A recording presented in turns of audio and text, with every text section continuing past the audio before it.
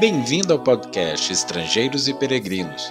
A mensagem de hoje será apresentada por Tomás Guidai. Concluindo nossa reflexão sobre a lista de 2 Pedro 1, o último elemento é o amor. Pedro disse: associai com a fraternidade o amor.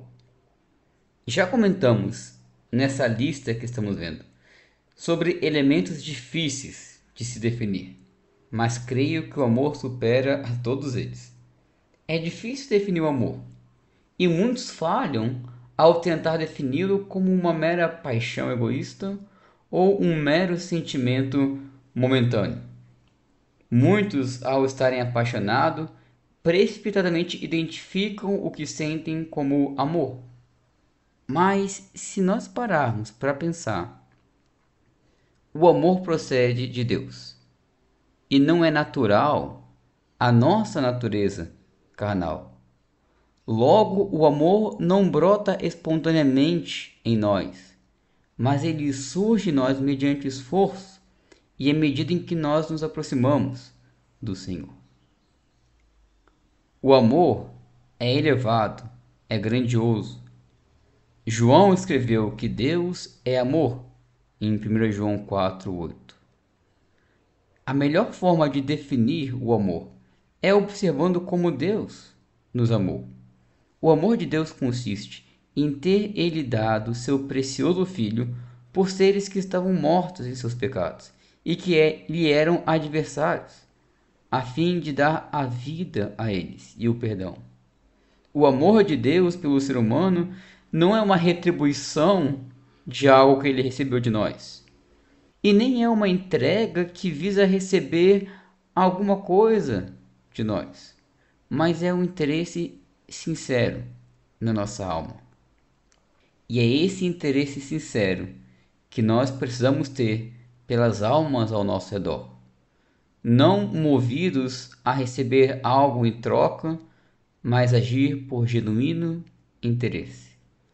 Agir com amor engloba ser paciente com o outro, agir com bondade, não ter ciúmes, não se orgulhar, mas buscar os interesses dos outros e não os nossos, estar disposto a sofrer, a esperar, a suportar e outras coisas nobres que Paulo menciona em 1 Coríntios capítulo 13, versículos 4-7, que vale a pena ler para aprender o que é o amor e como amar. Como Paulo também escreveu em 1 Coríntios 16:14, todos os nossos atos devem ser feitos com amor. Concluindo então a nossa reflexão sobre essa lista, precisamos também estar atentos ao que Pedro escreve após citar esses 8 elementos. Ele continua em 2 Pedro 1:8. Porque estas coisas, existindo em vós e em vós aumentando, fazem com que não sejais nem nativos, nem infrutuosos no pleno conhecimento de nosso Senhor Jesus Cristo. 2 perguntas que precisamos nos fazer ao meditar sobre cada um desses elementos. Primeiro, eu tenho esse elemento comigo? Por exemplo, o amor está em mim? Eu tenho perseverança? Segunda pergunta, eu tenho me empenhado por aumentar isso em mim? Eu tenho me empenhado para crescer em domínio próprio, por exemplo? Será que eu tenho crescido em conhecimento de um ano para cá, de algum tempo para cá? Pedro diz que só é assim que nós daremos os devidos frutos que o Senhor espera. Um verdadeiro cristão é aquele que não se contenta com seu estado, mas está sempre buscando o crescimento.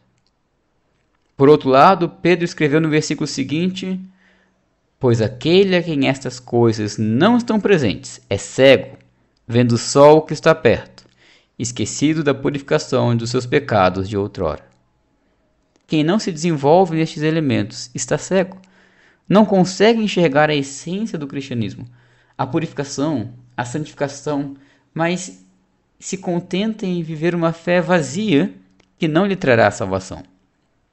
E por fim, nos versículos 10 e 11, Pedro escreve para procurarmos com uma diligência cada vez maior a confirmação da nossa salvação.